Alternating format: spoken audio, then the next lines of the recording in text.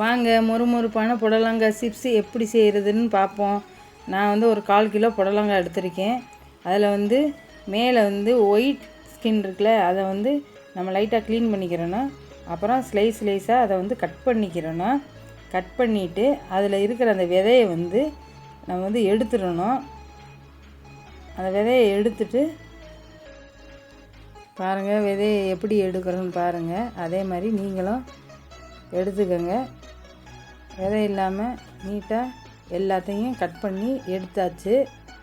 பாருங்கள் எப்படி எடுத்துருக்கோம்னு நீட்டாக. இப்போ அதில் தேவையான மசாலா பொருட்கள் என்னென்னு பார்ப்போம்.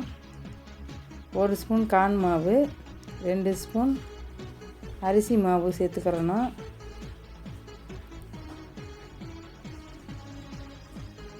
மிளகாத்தூள் 1 ஸ்பூன்,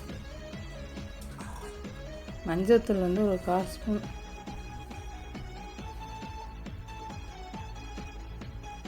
உப்பு 1 ஸ்பூன் போடுறேன்.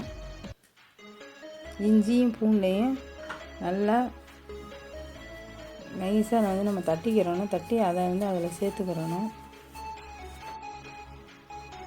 கோபி மஞ்சூரியன் மசாலா 2 ஸ்பூன் சேர்த்துருக்கேன்.